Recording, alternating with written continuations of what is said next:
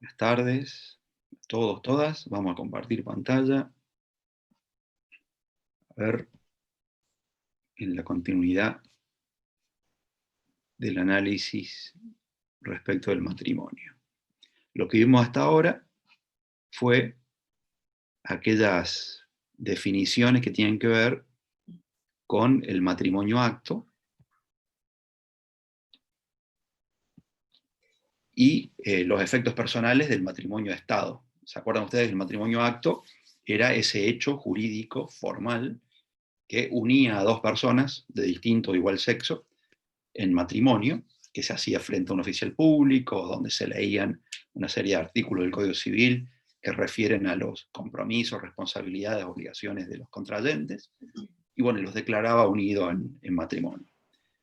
Vimos también cuáles eran las obligaciones posteriores, que eran las que precisamente leía el oficial del registro civil, y cuáles eran los formatos, los modos de disolución del vínculo conyugal.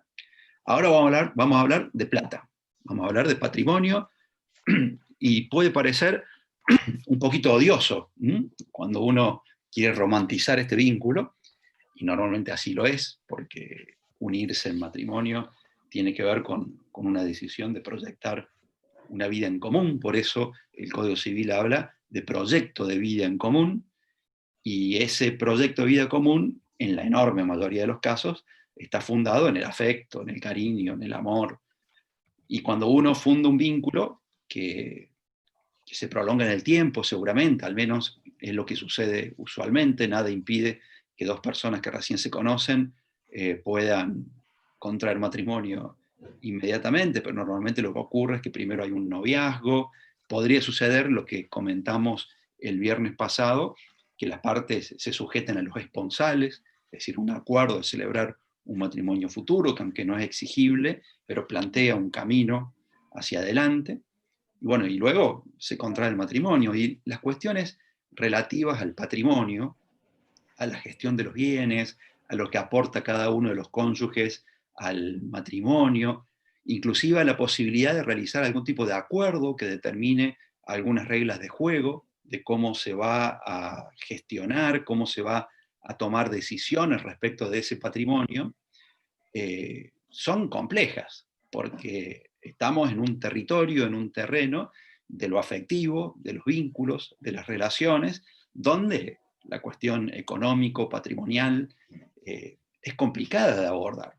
Imagínense ustedes, novios, novias, que, bueno, proyectan un futuro matrimonio, y el novio o la novia se sienta con ustedes y les dice: miren, antes de contraer matrimonio tenemos que resolver algunas cuestiones. ¿Cómo nos vamos a manejar en nuestra economía? Porque vos sabés, porque estudiaste Derecho Civil en tu carrera de contador público, que hay dos opciones, pero a su vez también podemos celebrar un convenio prematrimonial. Yo quiero que las cosas queden claras, y la verdad que depende. Habrá parejas muy modernas que asuman esta cuestión con naturalidad, pero puede que en muchos casos se verifique algún tipo de incomodidad, al menos. De incomodidad, al menos. Pero el régimen existe. Si bien el matrimonio tiene todo un costado que tiene que ver con lo personal de los contrayentes y de los cónyuges, hay un costado patrimonial, que es lo que nosotros vamos a analizar ahora. Ese costado patrimonial se expresa de diversas maneras. Se expresa en la posibilidad de que las partes, de que los contrayentes, de que los futuros cónyuges celebren lo que se llamaba, o lo que usualmente se denomina, contrato prematrimonial. Nosotros decimos que la palabra contrato no sería aplicable a estos efectos, sino que sería conveniente, y aparte porque así lo prevé el Código Civil, hablar de convenciones matrimoniales, que vamos a ver qué posibilidades tienen y qué límites también.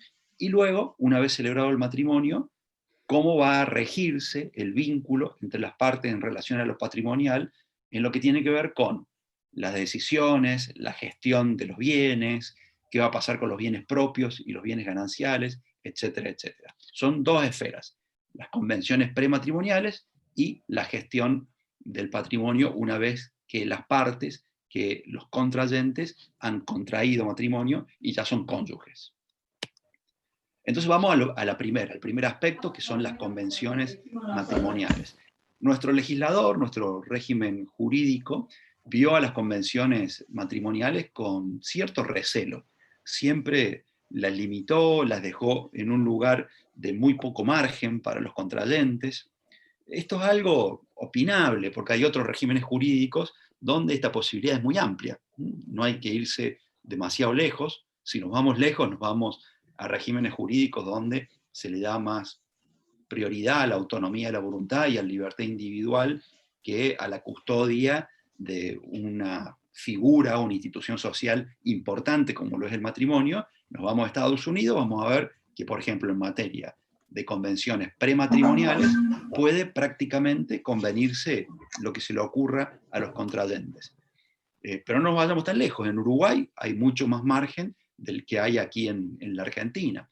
Hace un tiempo, no recuerdo con exactitud, pero puede ser hace 5 o 6 años, una persona famosa en la Argentina, una celebrity, que era Zaira Nara, la hermana de Wanda Nara, estaba a punto de contraer matrimonio con un futbolista que en ese momento era uno de los futbolistas más renombrados del mundo, un futbolista uruguayo de selección, jugaba en el Atlético Madrid, Diego Forlán. Y bueno, estaban muy cerca, estaban a semanas de la celebración, de la fiesta, era como un acontecimiento importante para ellos, pero también para el mundo de los medios y de la farándula, y de repente se suspendió. Se suspendió, cortaron el vínculo, dejaron la relación, y después se supo que era porque la persona del futbolista, el novio, había pedido, se ve que había pedido con énfasis, algún tipo de, más que pedido de exigencia, la posibilidad de suscribir una convención prematrimonial que regulara la gestión de los bienes después del matrimonio, porque era evidentemente un matrimonio que al menos al momento de iniciarse, los aportes que hacía uno y que hacía el otro eran muy desiguales, y luego, una vez celebrado el matrimonio, en ese momento Forlán era una persona relativamente joven para el fútbol, creo que tenía 27, 28 años, le quedaban todavía 7, 8 años de carrera probablemente, entonces iba a generar con su trabajo, que es el fútbol, un dinero importante, y bueno, y él quería que quedara claro que ese dinero era de él. No conozco los detalles, pero muy probablemente haya sido ese el pedido de acuerdo que esta persona le solicitaba a su novia. Y bueno, y se ve que a la novia no le cayó muy bien esta cuestión y fue motivo de ruptura. Esto a cuento de que hay regímenes jurídicos distintos. El nuestro, antes del Código de 2015, era más restringido aún. Ahora deja algún margen, pero el margen es acotado. Vamos a ver sobre qué pueden convenir los futuros contrayentes. Todos los que actualmente tengan novio o novia, bueno, figúrense que el día de mañana van a contraer matrimonio, qué pueden acordar con su futuro cónyuge respecto de la gestión de los bienes. Van a ver que es muy poco. En primer lugar, la designación y avalúo, es decir, el inventario, y darles un precio, ponerles un valor a los bienes que cada uno tiene antes de contraer matrimonio. Porque una vez que contraemos matrimonio se forma una especie de nuevo patrimonio, que es la sociedad conyugal, y que es el conjunto de bienes que cada uno de los cónyuges aporta al matrimonio, más todos aquellos que se van incorporando a distintos títulos, que tienen un tratamiento distinto, pero todos forman una masa que es la sociedad conyugal.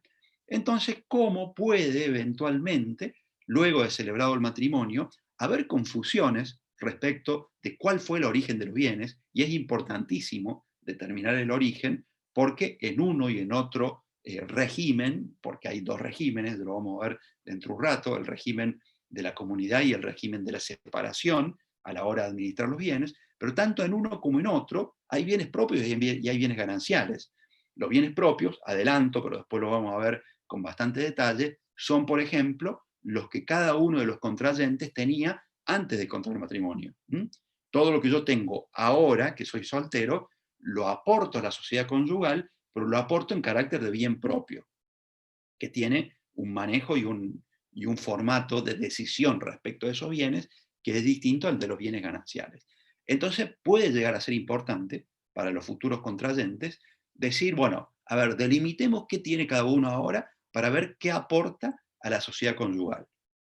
A ver, si es un inmueble, muchas veces no es tan complejo o difícil rastrear el origen del bien. Era un inmueble que yo tenía antes de contraer matrimonio, lo aporté a la sociedad conyugal, evidentemente yo tengo la escritura pública que acredita que el bien, yo era titular del mismo antes de contraer matrimonio, por lo tanto, no hay mayor inconveniente en demostrar que es un bien propio, pero eventualmente podría suceder que ese inmueble se venda y se compren otros bienes. ¿Qué pasa con el carácter de los nuevos bienes? Y si lo que yo tengo para aportar a la sociedad conyugal es dinero en efectivo, un depósito en un banco, y ahí es más difícil determinar a posteriori, porque en esa cuenta bancaria, en una de esas, vamos depositando los salarios de los cónyuges, alguna ganancia eventual por un juego de azar o cualquier otro bien que se va incorporando. Entonces esa mezcla de valores, esa mezcla de patrimonios, hace que sea complejo, que sea difícil determinar qué bienes son propios y cuáles son gananciales. Entonces, ¿qué hacen las partes? ¿Qué hacen los contrayentes? Dicen, bueno, a ver, delimitemos. ¿Qué tenés vos? Yo tengo todo esto. Bueno, eso es lo que vos aportás en carácter de propio a la sociedad conyugal. Yo tengo todo esto otro. Esto es lo que yo aporto en carácter de propio. Entonces, de esa manera, evitamos potenciales confusiones hacia el futuro. Ustedes me preguntan, profe, ¿y es común que se haga esto? Y tiene que ver con lo que dije al principio en la introducción. No es tan común. ¿Por qué no es tan común? Y porque es complicado pedirle, porque no surge normalmente las conversaciones entre ambas partes, pedirle a nuestro novio, a nuestra novia, determinar, delimitar qué aporta cada uno, porque se entiende que vamos a formar un proyecto de vida común y donde lo mío es tuyo, lo tuyo es mío. Se entiende en la generalidad de los casos. Y en muchas ocasiones, la mayoría de los que contraen matrimonio no tienen un gran patrimonio, entonces no hay mucho para designar o evaluar.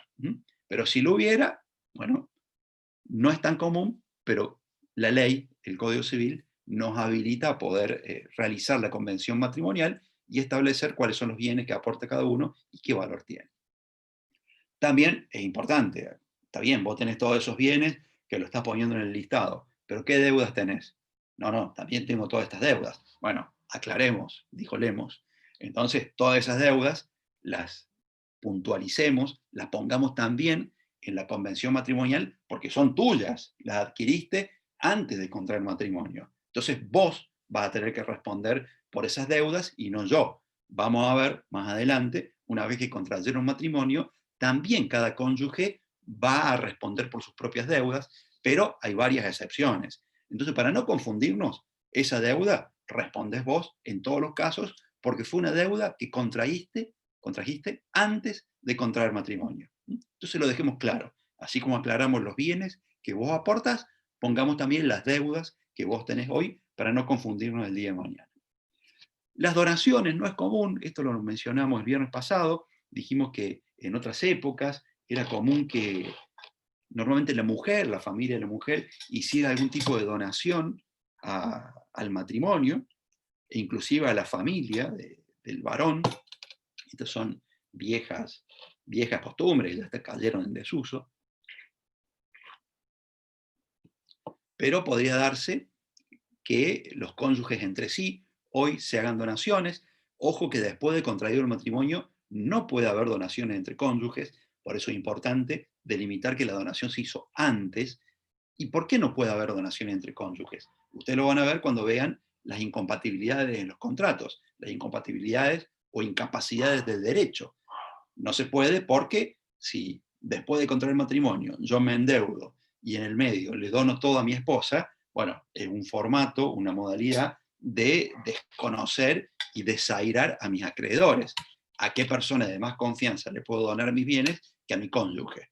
Es la persona que más a mano tengo, que convivo con ella, que tengo confianza, entonces podría desairar, podría de alguna manera dejar sin efecto los intereses que tienen mis acreedores, que me prestaron dinero, que contrataron conmigo en función de mi patrimonio, y yo luego doné todo y dejé sin lo que es la prenda común. El patrimonio del deudor es la prenda común de los acreedores. Entonces, si hay donaciones, tienen que ser previas a contraer matrimonio, no hay ningún inconveniente, pero deben ser hechas constar en la convención matrimonial, que tiene una formalidad muy particular. Recuerden, cuando digo formalidad, hago referencia al modo de instrumentación, al formato jurídico que tiene que observar la convención prematrimonial para ser válida. Lo vemos ahora en un ratito. También la convención matrimonial puede hacer referencia a cuál de los dos regímenes patrimoniales va a adherir ese futuro matrimonio. Dijimos que hay dos: uno, el régimen de la comunidad, y otro, el régimen de la separación. Podemos hacer constar en esta convención matrimonial que elegimos uno o elegimos otro.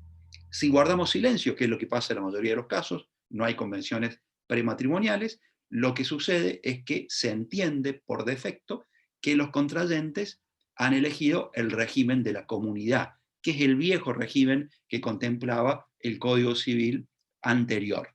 El nuevo, lo que hace como novedoso, es dar la posibilidad de poder elegir un régimen distinto, nuevo, pero mantiene el anterior, que repito, es lo que ocurre en la mayoría de los casos por las dificultades afectivas, personales, que trae aparejado pedirle al otro cónyuge que resolvamos esta cuestión previo contra el matrimonio.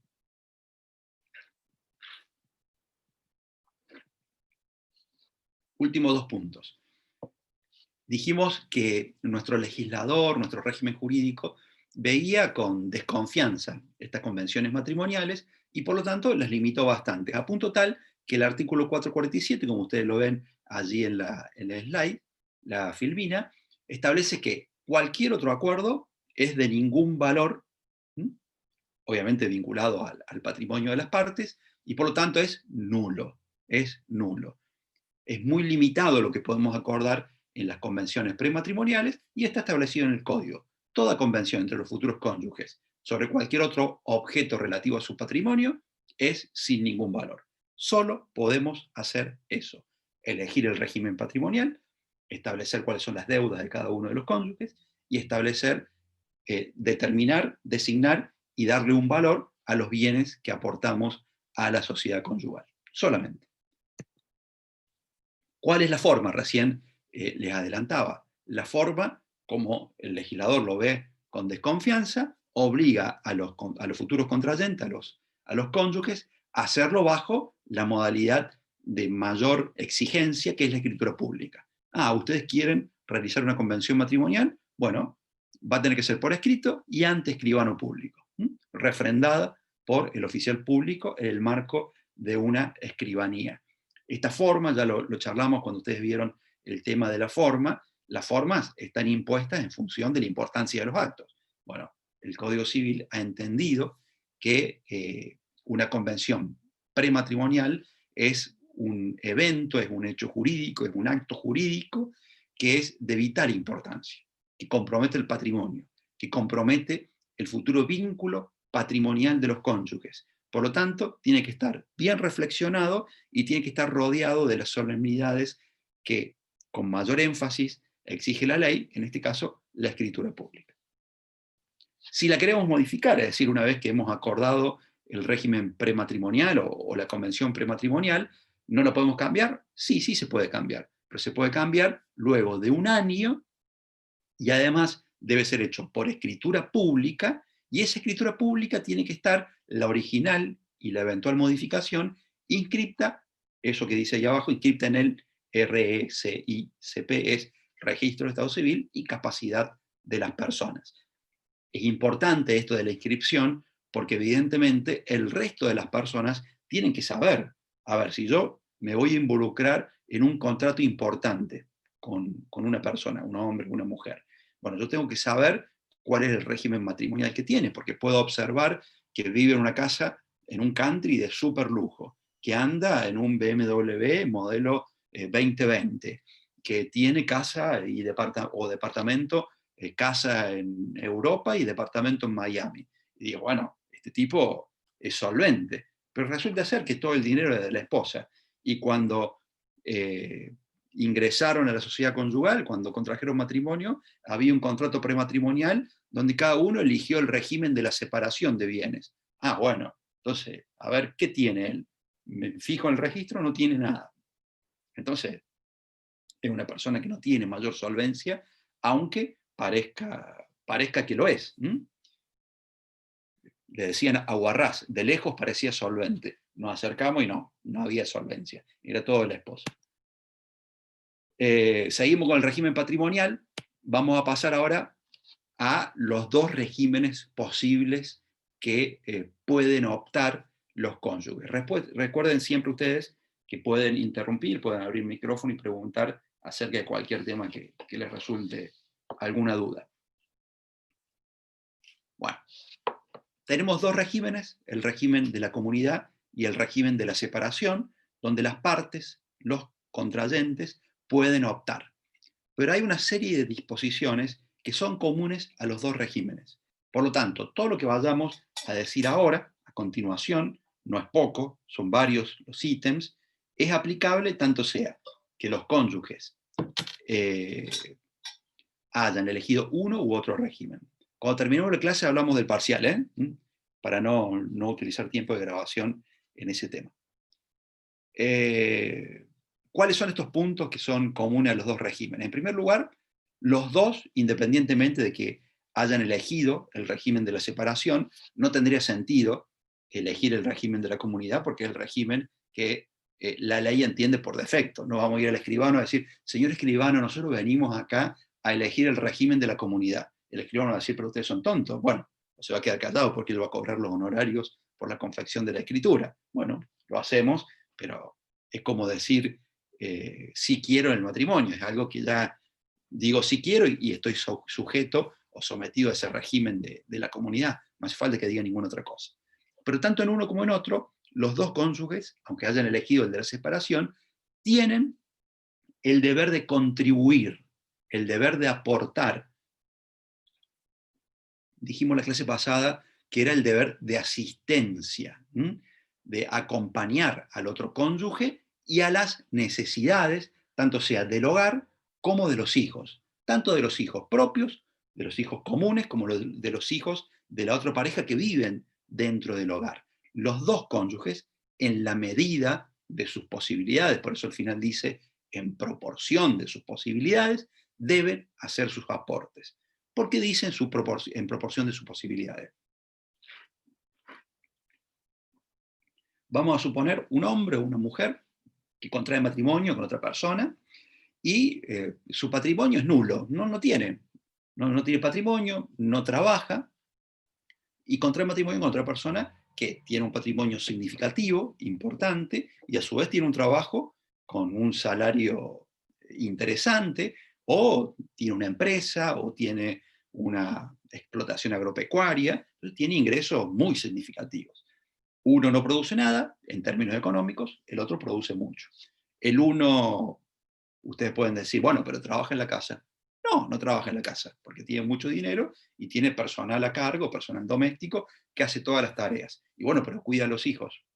No. Este hombre que no tiene nada, se dedica a jugar al póker, viaja, va, viene, pero no contribuye mayormente. Pero no tiene dinero para contribuir al sostenimiento del hogar y bueno, si no tiene, cada uno lo hace en proporción de sus posibilidades. Por supuesto, en la generalidad de las ocasiones, el que no tiene hace una contribución personal. Normalmente se queda en la casa, cuida a los chicos, limpia la casa, la arregla. Pero aunque no suceda eso, si el otro cónyuge no tiene ningún problema en que se dé de esta manera el vínculo, bueno, uno aporta todo y el otro no aporta nada. Por eso es importante la última parte de este artículo 455 cuando dice en proporción a sus posibilidades. De manera tal de que si las posibilidades son parecidas, bueno, deben contribuir de manera similar. Y si las posibilidades son desiguales, uno puede mucho y el otro tiene poco, bueno, uno contribuirá mucho y el otro contribuirá poco. No es que, supongamos, uno tiene un salario de 25.000 pesos y el otro tiene un salario de 500.000. Y bueno, hay que pagar el colegio de los chicos, hay que pagar que van a una escuela de gestión privada, hay que pagar el alquiler, bueno, suman y ¿cuánto es? Bueno, son 80.000 pesos de gasto por mes, para empezar el mes. Bueno, son 40.000 cada uno. A ver, pone vos. Pero si yo gano 25, ¿cómo es lo que gano? Y bueno, lo lamento. Hay que contribuir a las cargas del hogar conyugal. Y bueno, hay que hacerlo a la medida de las posibilidades. Si uno gana 25, el otro 500, bueno, que el de 25 aporte 10, 15, y el de que gana 500 aporte el resto. Igualmente, hay actos dentro de la relación conyugal que van a requerir el acompañamiento, el asentimiento del otro cónyuge. Decimos asentimiento, y fíjense ustedes que la palabra está subrayada, porque asentimiento es distinto de consentimiento. Son parecidas, pero el consentimiento desde el punto de vista técnico es una palabra aplicable al ámbito de los contratos. ¿Quiénes son los que prestan consentimiento? Los que están involucrados en un proceso de oferta, aceptación de la oferta. Una vez que se ha aceptado la oferta, sin condicionamientos, hay consentimiento. Acá no, el consentimiento pasa por otro lado. Hay dos personas que están involucradas en una relación contractual, pero se exige no el consentimiento, pero sí que acompañe la decisión el cónyuge de la persona que está involucrada en el contrato. Yo quiero vender el auto, quiero vender la casa. El que presta consentimiento soy yo, con la otra persona que es el comprador. Pero necesito la confluencia, el acompañamiento, el asentimiento de mi cónyuge. En algunos casos, no en todos, actos para los cuales se necesita que para poder ser válido el acto jurídico se acompañe la voluntad del otro cónyuge. Repito, hay actos donde no hace falta y otros que sí. Cuando, tanto sea en el régimen de la separación como en el régimen de la comunidad, hace falta la confluencia, el acompañamiento del otro cónyuge. Primero, para disponer de la vivienda familiar. Yo quiero vender la casa donde estamos viviendo.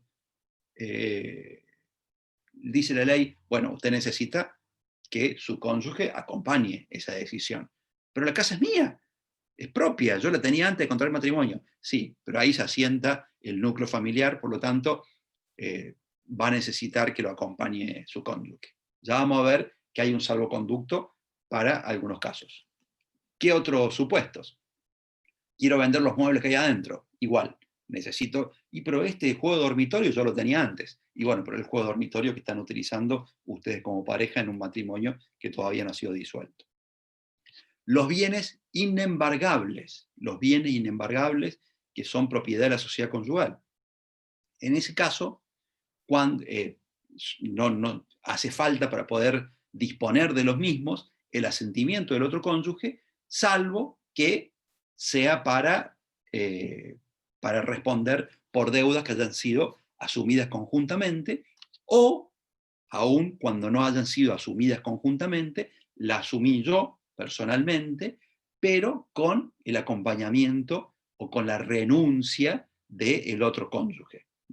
Yo, digamos, cuando me endeudé, me embargaron el inmueble, pero yo la deuda la tomé y renuncié a la inembargabilidad y me acompañó mi cónyuge. ¿Por qué es esto? Porque normalmente la vivienda familiar en muchas ocasiones, muchísimas, no me atrevo a decir un porcentaje, pero muy probablemente esté por encima del 80-90%, la vivienda donde vive la familia es una vivienda única, que es el sostén de esa familia. Entonces, si se va a vender, si se va a hipotecar, hace falta que se reflexione la acción y que los dos estén de acuerdo. Entonces, si es un inmueble único donde vive la familia, en principio es inembargable. En principio es inembargable. Salvo que yo renuncie a ese derecho, a ese beneficio de la inembargabilidad. Y cuando yo renuncio, no tengo que renunciar solo. Tengo que hacerlo con mi cónyuge también. ¿Por qué esto? Porque en realidad esta cuestión de la inembargabilidad de la vivienda única es un tema que trae aparejado algún conflicto, porque como dije recién, el 80, el 90% de las parejas, el único inmueble que tienen es el inmueble donde viven. Algunas ni siquiera eso, pero estamos hablando de parejas, familias que tienen una casa, que tienen su departamento. Y como es el único inmueble que tienen, en una vez si lo quieren mejorar, quieren hacer una segunda planta, quieren hacer un garaje, o quieren iniciar un negocio, lo tienen que hipotecar, tienen que poner ese inmueble como garantía del cumplimiento de la adquisición de una deuda. Entonces, si no se puede hipotecar, o si eventualmente no lo van a poder embargar nuestros acreedores, nadie nos va a prestar dinero, porque lo único que tenemos para poder responder es ese inmueble que es la vivienda única. Entonces, por eso se puede renunciar a la inembargabilidad. ¿Para qué? Para que haya dinamismo en la economía. Porque si yo no lo puedo poner a ese inmueble como garantía del cumplimiento del crédito, no voy a poder sacar el crédito y no voy a poder iniciar el negocio. O no voy a poder contratar al arquitecto y los albañiles para hacer la segunda planta, o comprarme un departamentito en Córdoba.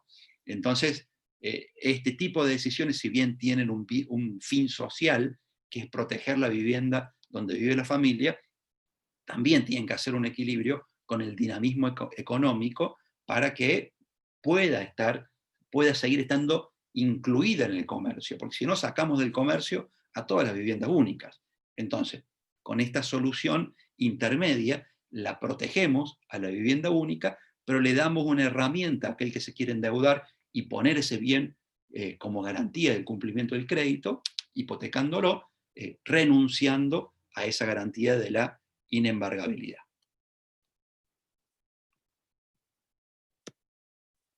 Bueno, pero ¿qué pasa si el otro cónyuge no quiere? Dijimos recién que en los dos regímenes hace falta el asentimiento. Reforcemos esa palabra, asentimiento del otro cónyuge. Bueno, yo quiero tomar una decisión, quiero vender la casa, dijimos recién, para vender la casa donde estamos viviendo, bueno, hace falta el asentimiento del otro. La casa es propia, yo la quiero vender. Hasta ahí, aunque sea mía, y ni hablar si es ganancial, pero está mi nombre, es natural, ustedes dirán, y sí, es razonable que los dos cónyuges estén de acuerdo. Pero adornemos un poquito el supuesto, el ejemplo. ¿Cuántas casas tiene este matrimonio? Tiene 9 casas. ¿Y esta es la más importante? No, es en términos de las más costosas a las más modestas, es la número 6. Hay otras casas más lindas, otros lugares donde nos podemos mudar. Es más, venimos construyendo una casa con la idea de irnos a vivir a ese lugar. Y todos los inmuebles son míos, son propios. Bueno, y yo los quiero vender. Bueno, lo que dice el código en principio es que necesito el asentimiento de mi cónyuge. Pero si mi cónyuge no quiere, no me acompaña, no quiere prestar el asentimiento, yo puedo solicitar la autorización judicial. Esa autorización judicial puede darse para casos de ausencia, desapareció, no está, se fugó, ya hemos visto lo que es la ausencia con presunción de fallecimiento. Si está ausente, no lo tengo a la mano para que me acompañe con la decisión. Entonces, le solicito al juez, mire, señor juez, necesito vender este departamento, necesito vender esta casa, autoríceme usted porque mi cónyuge está ausente, está desaparecido. Está incapaz, no puede acompañar porque un juez lo declaró incapaz o restringido en su capacidad. Y entonces puedo decidir yo solo, sin el asentimiento y el acompañamiento de mi cónyuge. Está transitoriamente impedido de expresar su voluntad. Bueno, le agarró COVID y hace 2 meses que está internado y no se puede recuperar, o está en coma, está con respirador y no se recupera. Bueno, en ese caso, transitoriamente, por ese momento, yo puedo solo, sin el asentimiento de mi cónyuge, supongamos, tengo que vender la casa o el departamento para pagar el tratamiento médico. Bueno, como no me puedo acompañar con el asentimiento, puedo solicitarle al juez que me autorice a poder vender aún sin ese acompañamiento. Y cuando la negativa no está justificada en el interés de la familia. Es el ejemplo que di antes de la enumeración. A ver, ¿por qué te opones? Yo quiero vender este inmueble para irnos a vivir a la casa nueva que venimos construyendo hace 5 años. ¿Por qué no lo quieres vender? Y no, qué sé yo, no sé, pero con esto vamos a terminar la otra casa, necesitamos el dinero, es un bien propio, lo compré yo. Entonces, si no hay un argumento suficiente, eventualmente el juez puede habilitar la venta, la disposición del bien, aún sin el asentimiento del otro cónyuge. Y podrá, perdón, volvemos, podrá uno de los cónyuges establecer, celebrar un contrato de mandato para que sea el otro el que resuelva, el que decida en lugar del primero en la totalidad de los casos? Y la respuesta es no. La respuesta es que sí se puede celebrar contrato de mandato, pero en los casos donde es necesario el acompañamiento, el asentimiento del otro cónyuge, en ese caso el mandato no tiene vigencia. Recordemos que el mandato, si bien ustedes todavía no lo vieron, lo van a ver con Paula, es un contrato en virtud del cual yo le otorgo poder, soy mandante, le otorgo poder a un mandatario para que actúe en mi nombre y representación, para que los actos que lleve adelante, que sean producto del poder y del ejercicio del contrato de mandato, me sean imputables a mí, que soy el mandante, aunque lo celebra otro. Entonces, sucede muchas veces que yo tengo una multiplicidad de negocios y la verdad que me tienen cansado los negocios, entonces le otorgo poder, el instrumento a través del cual damos vida al contrato de mandato, para que otra persona administre esos bienes, me represente a través del contrato de mandato. ¿Mm? ¿Lo puedo hacer con mi cónyuge? Lo puedo hacer, pero no me va a poder representar en aquellos casos donde es necesario el asentimiento. Por ejemplo, la venta de un inmueble donde vive la familia. Continuamos. Vamos ahora, sí, a los dos regímenes que prevé el código. Lo que vimos recién eran las cuestiones que son comunes a los dos regímenes. Es decir, en los dos casos, sea comunidad o sea separación, se aplican los principios que hemos ido analizando uno a uno. Ahora vamos a analizar los dos regímenes como son. El de la comunidad, dice allí entre paréntesis, es igual al anterior.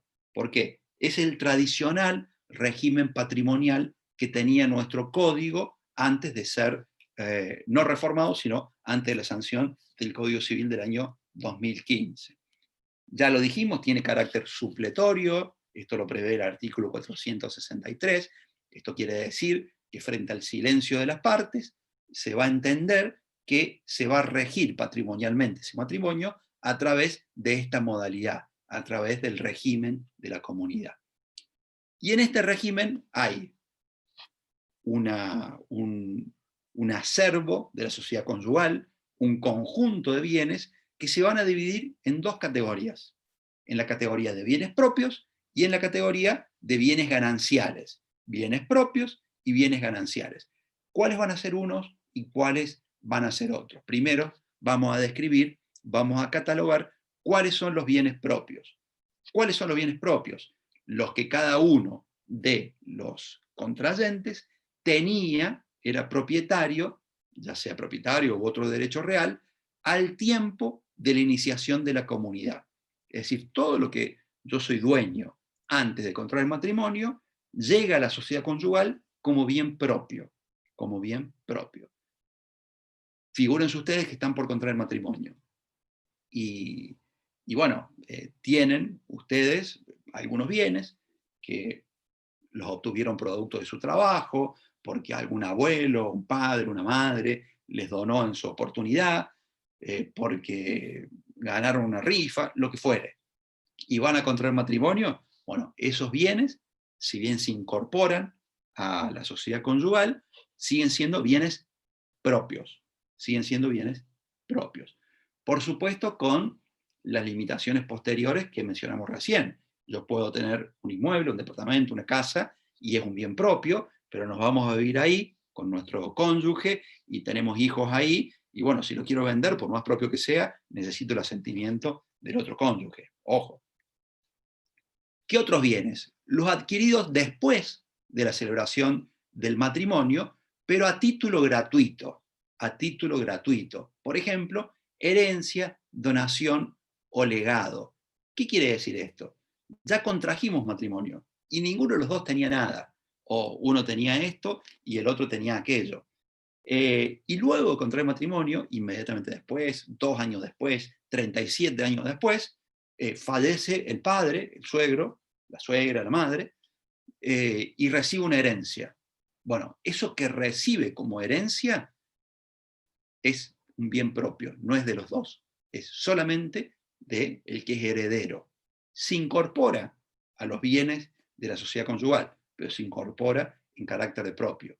Igual un legado. Recuerden la diferencia entre herencia y legado. Yo recibo la herencia cuando soy heredero, cuando soy un sucesor de la persona que ha fallecido, porque soy hijo, porque soy nieto, porque soy hermano, y estoy dentro de la línea sucesoria. Yo recibo un legado cuando una persona de la cual no soy sucesora me ha dejado en un testamento un bien o un porcentaje de sus bienes sin haber sido yo naturalmente heredero. Pero en los dos casos, sea yo heredero o sea yo legatario, eso que recibo es un bien propio.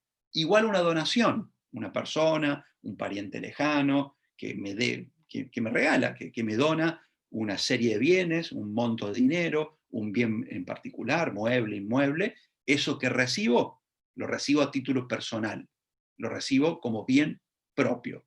Dice allí al final, aunque sea conjuntamente, aunque se reciba el bien por ambos, es decir, supongamos que este tío lejano, este pariente, este amigo, nos dona o deja en su testamento que nos deja todos sus bienes.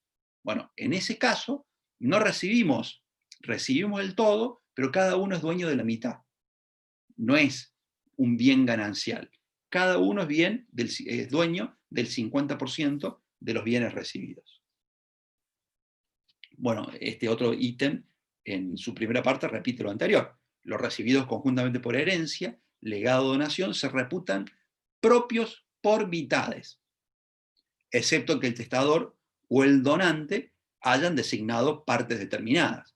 A ver, supongamos que yo le dono 10 departamentos, que son 2 pisos en un edificio, pero a ese matrimonio yo le dono, o dejamos un legado de 10 departamentos en los 2 pisos, pero el piso cuarto para uno y el piso quinto para el otro. Entonces, en ese caso, sí, el legatario, el donatario, quien ha legado o quien ha donado, donante o la persona que ha testado, ha determinado qué bienes les corresponden a cada uno, en ese caso, la división o la partición ya se considera realizada. Por Profe, tengo último, una establece duda. el código que no son propios los bienes Profe, recibidos por donaciones remuneratorias. Yo creo que van a llegar con Paula a ver el contrato de donación, donde una parte se compromete a entregar una cosa o una suma de dinero a la otra, pero puede suceder que ese compromiso tenga como raíz, tenga como fuente u origen una prestación que tiene que realizarle la otra, que es una prestación normalmente de inferior jerarquía que es lo que se está donando. Entonces, en ese caso, cuando se va a denominar donación remuneratoria.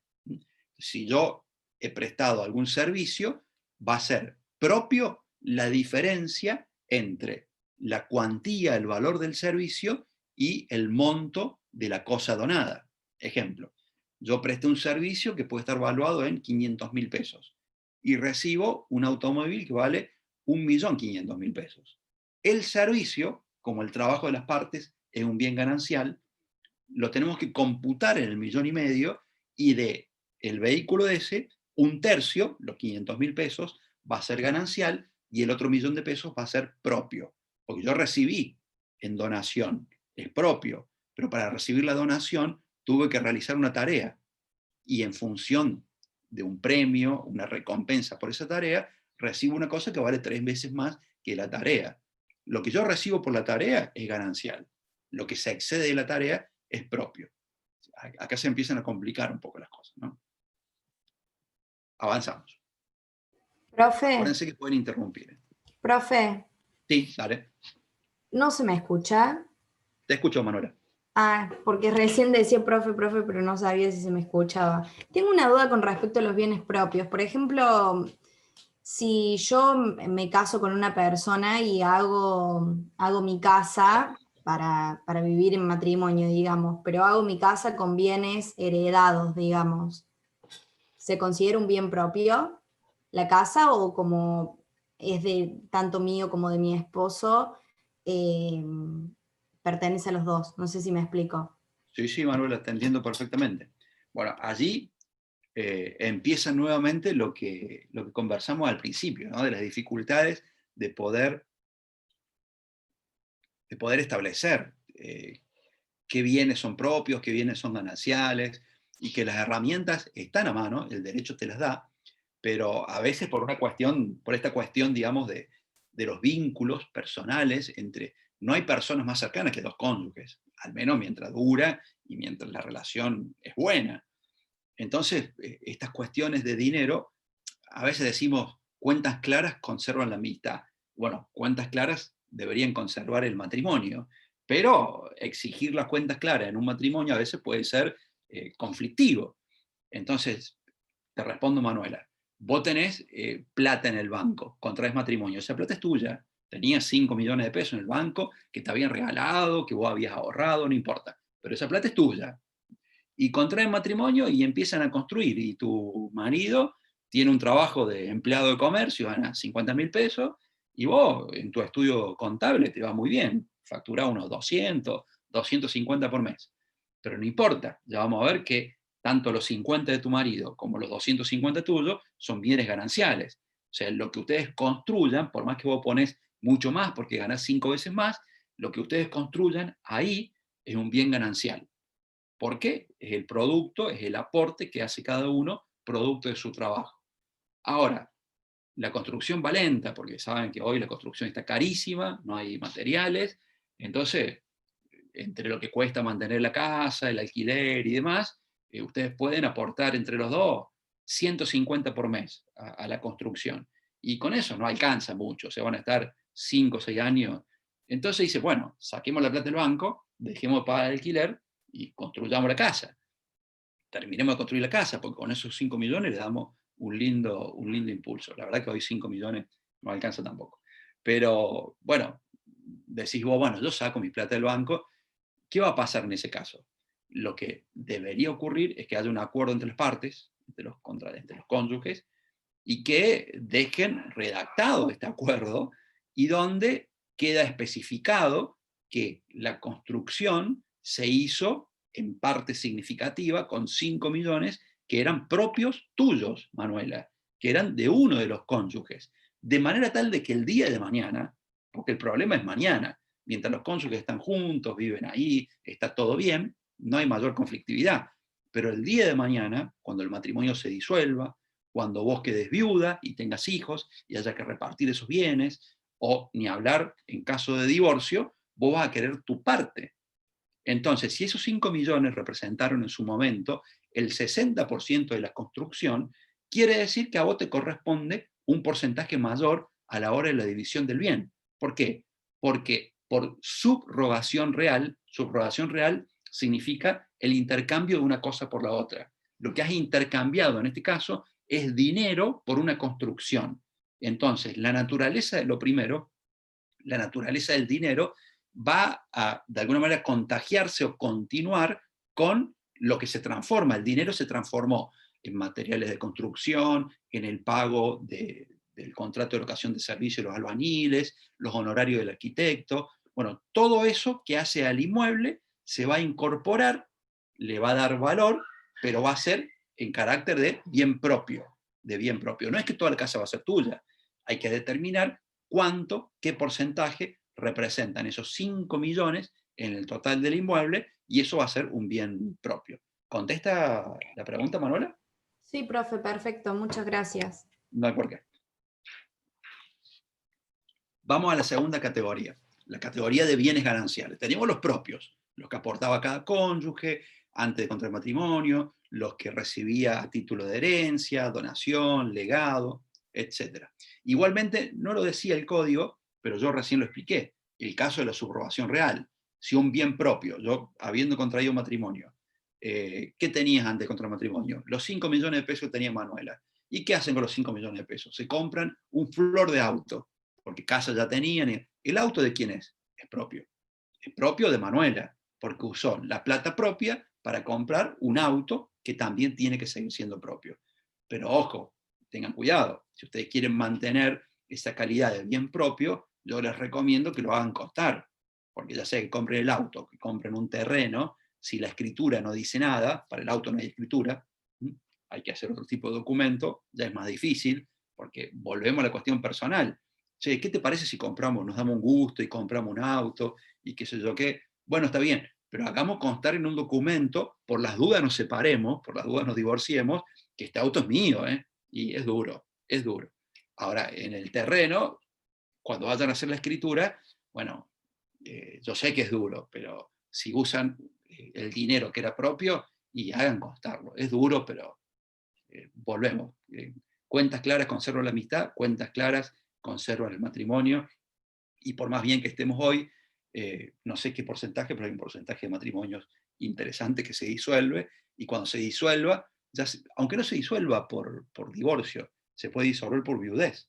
Y si se disuelve por viudez, ustedes pueden tener interés en que no reciba la mitad, si no había hijos, la mitad de eso mi suegra y mi suegro. Si lo compré con un bien propio, con plata propia, yo los compré con mis ahorros antes de contraer matrimonio, ¿por qué ahora se lo queda mi suegra y mi suegro a la mitad, siendo heredero de mi cónyuge?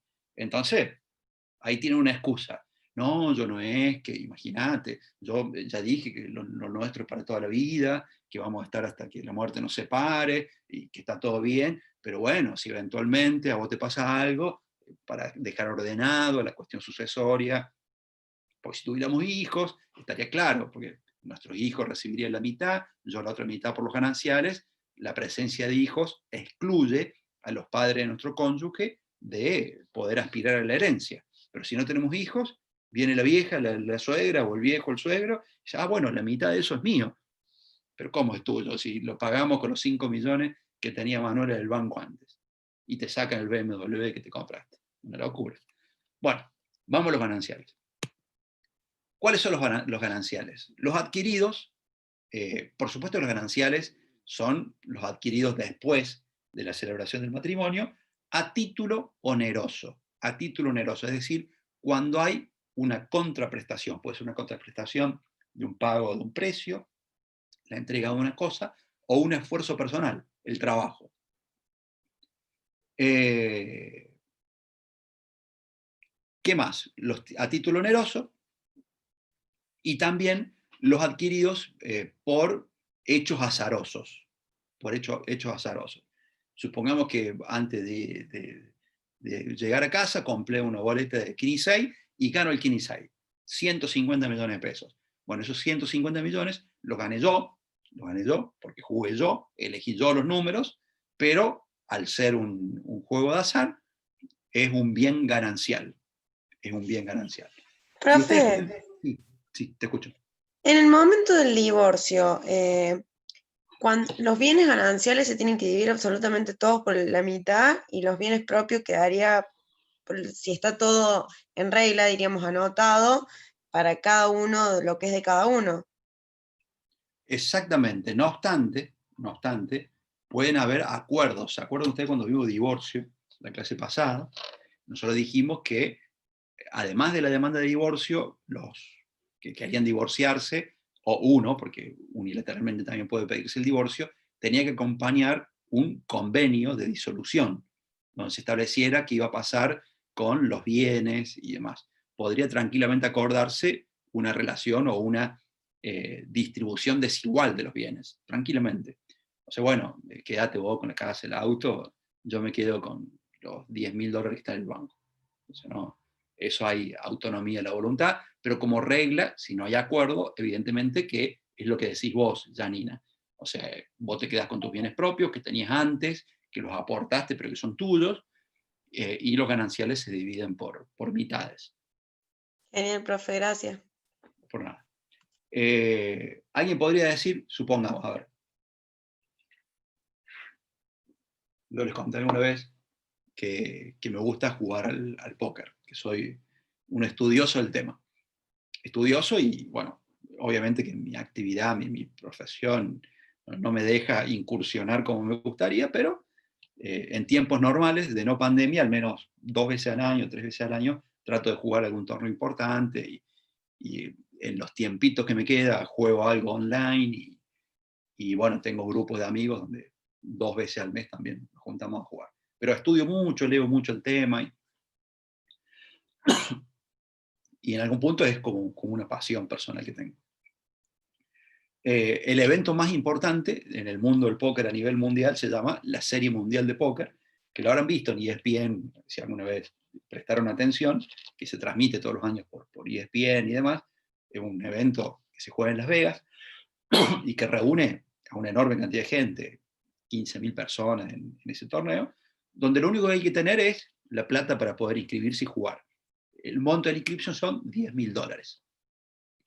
Supongamos que yo tengo dinero antes de contraer matrimonio, tengo dólares, tengo $50.000, entonces le digo a mi esposa, mira, yo me quiero dar el gusto de una vez en mi vida jugar el evento principal, el main event de la Serie Mundial de Póker, cuesta $10.000, y yo acá tengo mis $10.000, tengo 50, pero voy a usar 10.000 para la inscripción, más otros 10.000 entre viajes, estadía allá, pero me voy a jugar la Serie Mundial. Mi esposa me mira regañadiente, así con cara de, bueno, haz lo que quieras, y allá me voy. Y voy, me inscribo y gano. El campeón de la Serie Mundial normalmente gana entre 8 y 10 millones de dólares. Entonces me vengo con 8 o 10 millones de dólares. ¿Esos 8 o 10 millones de dólares son propios o son gananciales? ¿Qué opinan ustedes? Son gananciales. Yanira dice que son gananciales. Pero si dijimos que cuando había un intercambio de una cosa por la otra, en este caso yo invertí 10.000 para la entrada, para la inscripción, más 10.000 en el viaje y la estadía allá, que era propio esa plata. Y pero diste un ejemplo en la lotería que vos compraste el papelito para jugar, pero el premio venía a ser un bien ganancial. Exactamente, siempre cuando es por el efecto, en este caso, bueno, los que jugamos al póker discutimos, decimos que no es un juego de azar, es un deporte mental, porque lo que vale allí es la habilidad, por supuesto que juega al azar, pero decir, bueno, el fútbol pega el travesaño, pega la línea y sale afuera, o entra y también juega el azar. Y vamos a atajar un penal y decimos, me tiro a la derecha y el pateador la tira a la derecha y yo la atajo. O sea, hay también margen para el azar. Pero aún así, juegos, apuestas, indudablemente que se trata de un juego de mente, un juego mental. En ese caso, como yo invertí dinero propio, aún invirtiendo dinero propio, el premio es ganancial. El premio es ganancial. Lo que ocurre es que se genera una especie de compensación en favor mío. Supongamos que yo vuelvo, gané 10 millones de dólares. Y vuelvo, bueno, me dejas ir, mira, ahora yo volví con los 10 millones, ahora me quiero divorciar. Y mi mujer va a decir, sí, bueno, dame la mitad de los 10 millones. Sí, te voy a dar la mitad, pero no te voy a dar 5 millones. Te voy a dar 4.990.000, porque me voy a descontar los $10.000 que eran inscripción y que los saqué de mis bienes propios. O sea, hay una compensación en favor de los $10.000.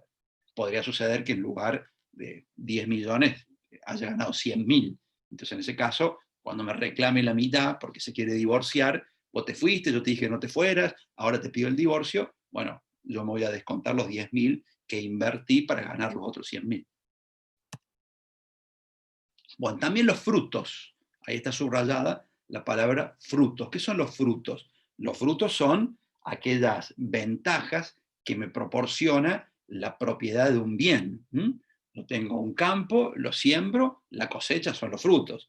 Tengo dinero, lo tengo en una cuenta bancaria, los frutos, en este caso son frutos civiles, son los intereses que me da el plazo fijo. En el caso de un departamento, lo tengo alquilado, los frutos son los montos locativos que cobro todos los meses. Bueno, todos los frutos, aun cuando devengan, sean el producto, estén originados en la titularidad de un bien propio, son gananciales. Ustedes se preguntarán, estoy a punto de casarme con un muchacho, una muchacha que tiene 1.000 hectáreas de campo. Y ustedes dirán, sí, bueno, pero las hectáreas son de ella, o son de él, no son mías. Bueno, pero a partir del momento del matrimonio, todo lo que se produzca, producto del alquiler o de la explotación de ese campo, es ganancial. Bueno, hay que sacar la cuenta. Soja primera, ¿cómo se llama? Soja de primera, soja de segunda, trigo, en el año, ¿cuánto produjimos? Sobre 1.000 hectáreas, 20 millones de pesos. Bueno, se incorpora al patrimonio de la sociedad conyugal esos 20 millones de pesos, la mitad es mío. O en realidad no es la mitad es mío, sino que sobre los 20 millones de pesos, disuelta la sociedad conyugal, yo tengo derecho a esa mitad. ¿Qué hicimos con los 20 millones? Lo pusimos en el banco. Bueno, si se disuelve la sociedad conyugal, me corresponde la mitad. Compramos 2 departamentos en Córdoba. Bueno, no es que hay un departamento para cada uno. El 50% de cada departamento es mío, y es de él, de la otra parte, del otro cónyuge. ¿Por qué? Porque se adquirieron con dinero que era ganancial. Y todo lo que se adquiere con dinero ganancial, al ser un fruto, aunque sea un bien propio, tiene el carácter de bien ganancial.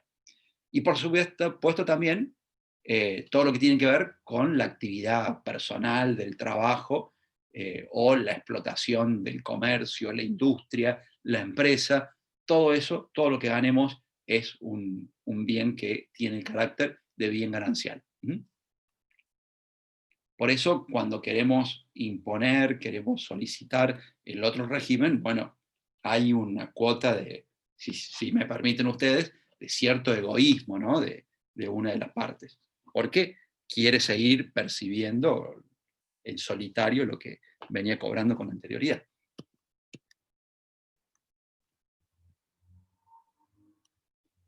Bueno, ¿qué va a pasar en el Profe, régimen de la... Sí, escucho. y en el caso de que esa persona, por ejemplo, el dueño del campo, tenga una sociedad unipersonal y se casa con una mujer, o sea, al revés, ¿cómo se haría ahí? No importa, el producido, las utilidades que genera la sociedad son gananciales. Porque creo que hacia el final de la slide anterior, dice los frutos civiles de la profesión, el trabajo, comercio, industria, de uno de los cónyuges, devengados durante la comunidad, son gananciales, son frutos civiles. Entonces, en todos los casos se incorporan como gananciales. Perfecto, profe, gracias. ¿Viste, Bruno? ¿Qué va a pasar con las deudas? Con las deudas que tengan los cónyuges si no han elegido ningún régimen porque les corresponde el régimen de la comunidad. Siempre hay un principio de la irresponsabilidad. Lo que ocurre es que en el régimen de la comunidad hay muchas excepciones. ¿Qué quiere decir esto del principio de la irresponsabilidad? Quiere decir que yo no soy responsable por las deudas de mi otro cónyuge. Esa es la regla general. Pero en esta primera hipótesis, en este primer supuesto del régimen de la comunidad, son más las excepciones. Por eso dice la regla: cada uno de los cónyuges responde frente a sus acreedores con todos sus bienes propios y los gananciales por él adquiridos. Yo acá voy a hacer un paréntesis. Cuando dice los gananciales por él adquiridos, hay que, ya lo dije, creo que lo dije más de una vez, pero lo quiero remarcar, poner en subrayado y negrita. Que sean gananciales no quiere decir necesariamente que sean de los dos.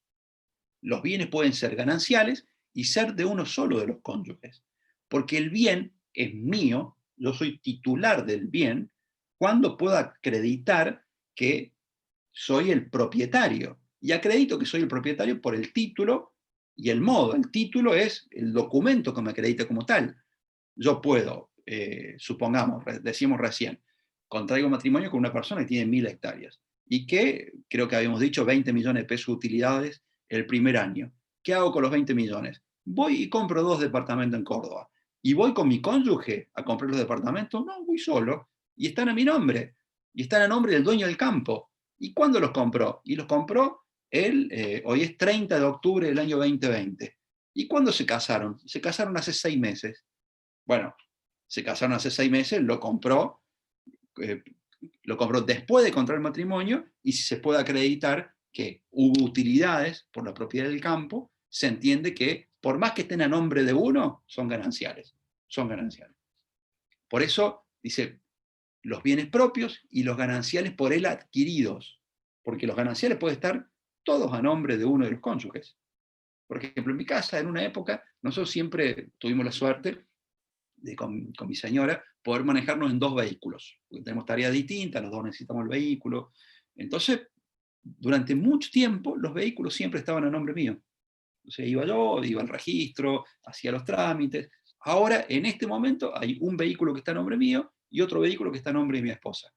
Pero cuando estaban los dos, yo era el titular de los dos vehículos, no quería decir que los bienes eran propios, eran bienes que estaban a mi nombre, yo era el dueño de los bienes, pero estaban en la sociedad conyugal en carácter de bienes gananciales. O sea, son gananciales adquiridos por mí, pero gananciales, pero están a mi nombre, pero gananciales. Lo importante de la ganancialidad, la importancia, la relevancia de la ganancialidad, recobra mayor fuerza en algunos casos, a los fines de la enajenación, de la disposición, pero fundamentalmente cuando se disuelve la sociedad conyugal, cuando muere uno de los cónyuges o cuando se divorcian. Ahí es donde, che, a ver, ¿y cuál es propio? ¿Y cuál es ganancial? Che, pero este está a nombre de este, pero ¿cuándo se compró ese bien? ¿Se compró antes o se compró después? Se compró después, pero dice si el dinero con el que se compró fue el producto de la venta de otro bien propio, no dice nada. Ah, bueno, entonces es ganancial. Entonces, todas esas discusiones, todas esas elucubraciones aparecen con la disolución de la sociedad conyugal.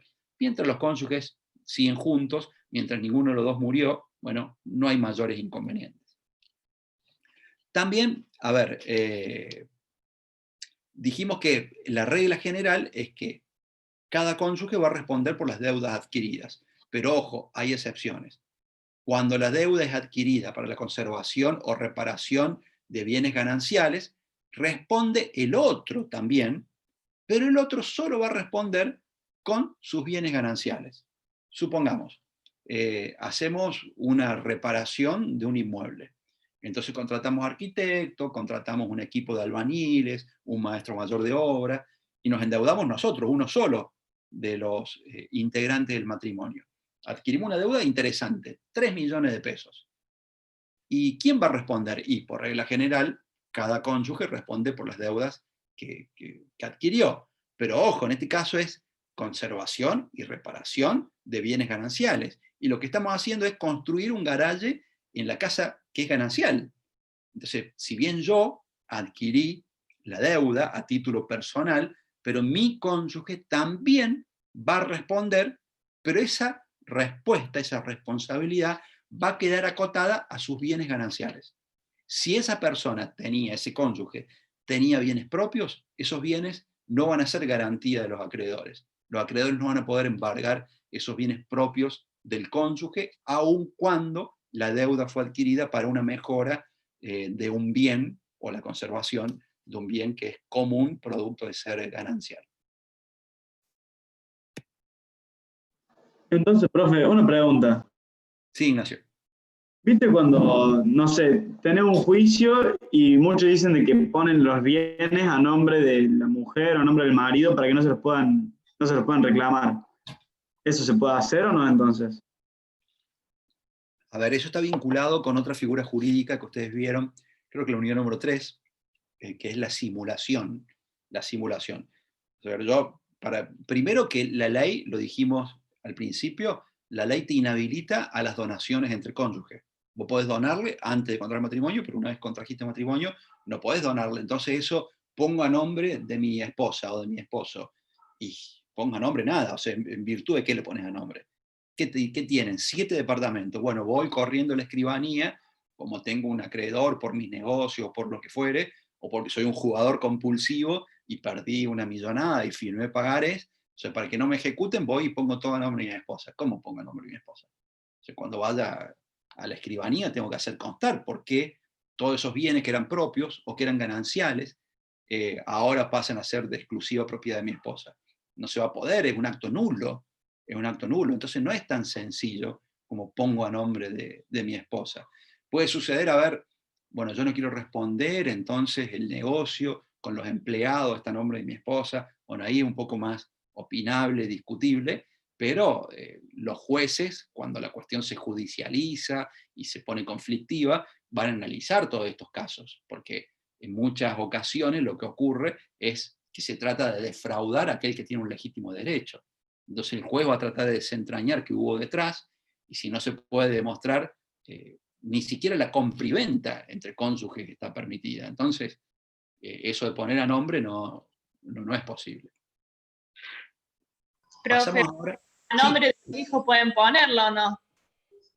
Y a los hijos sí puede haber donaciones, puede haber anticipo de herencia, en ese caso sí puede haber donaciones.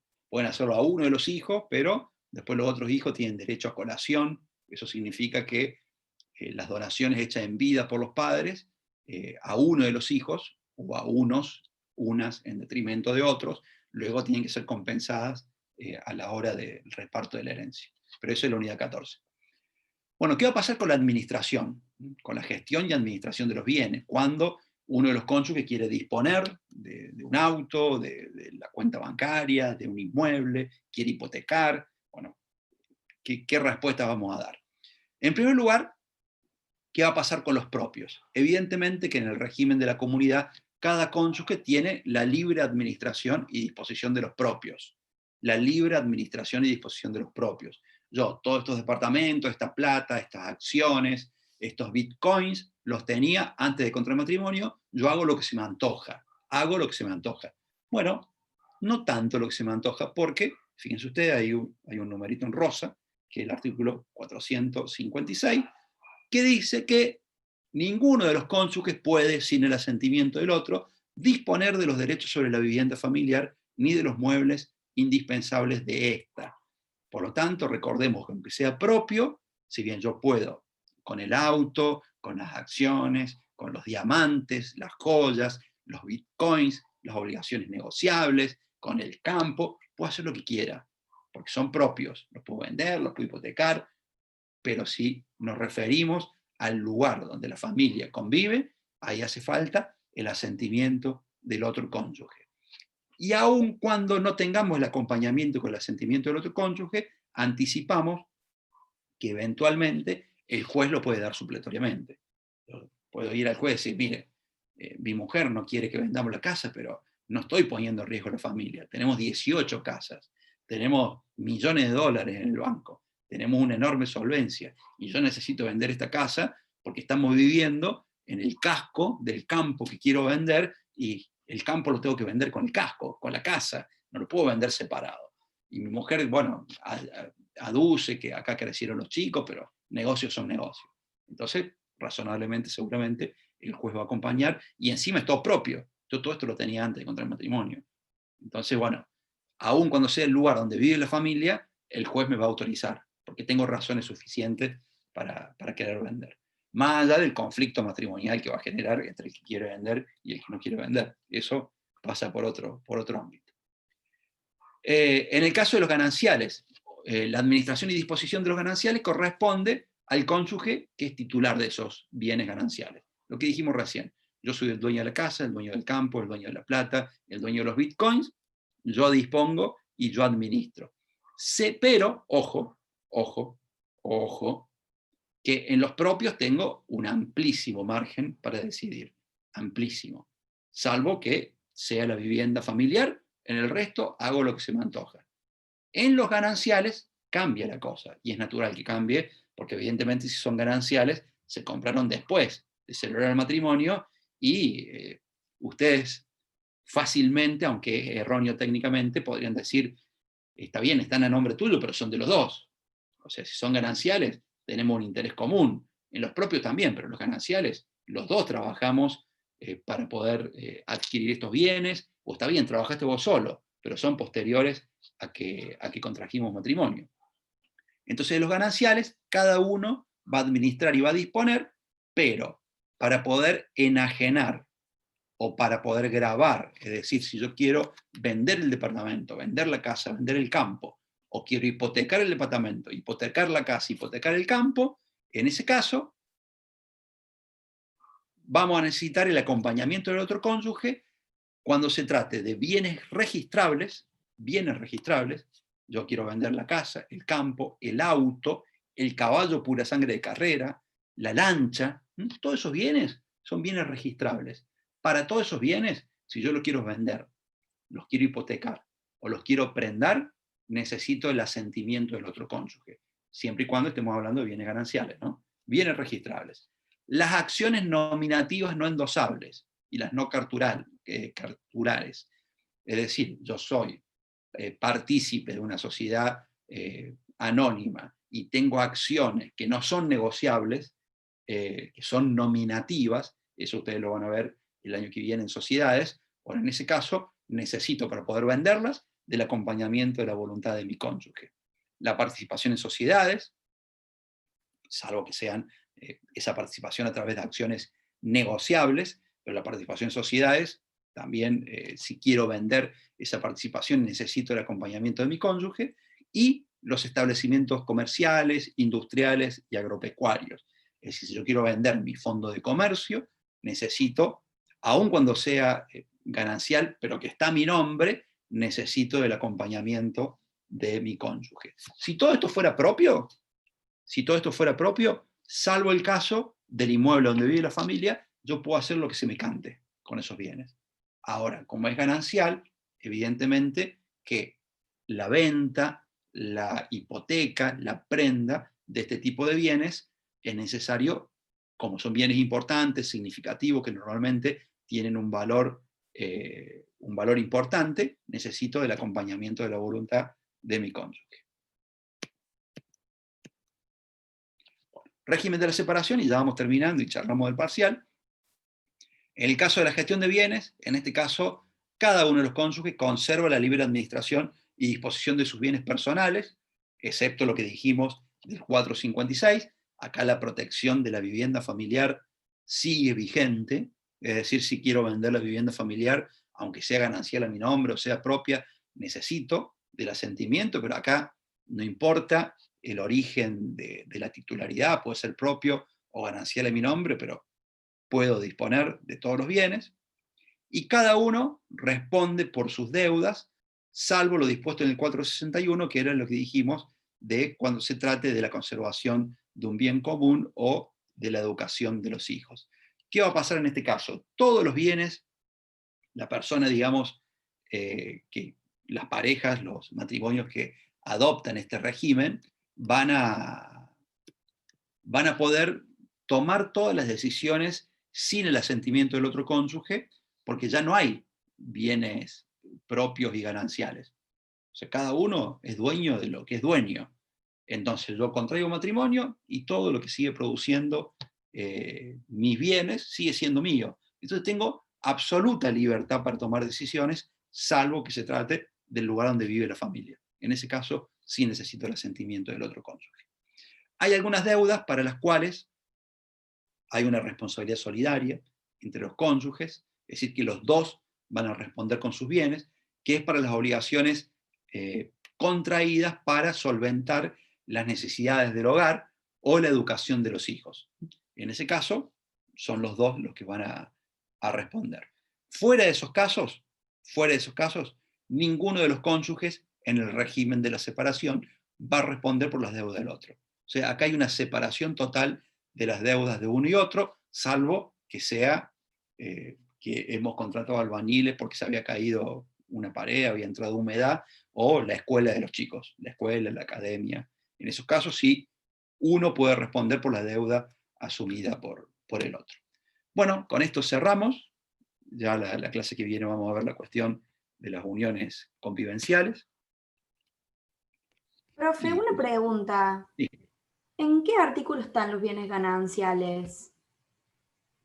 A ver, no tomen nota, creo que no lo dice. Habría que buscar el código, no lo tengo acá a mano. Si me ayudan y lo buscan.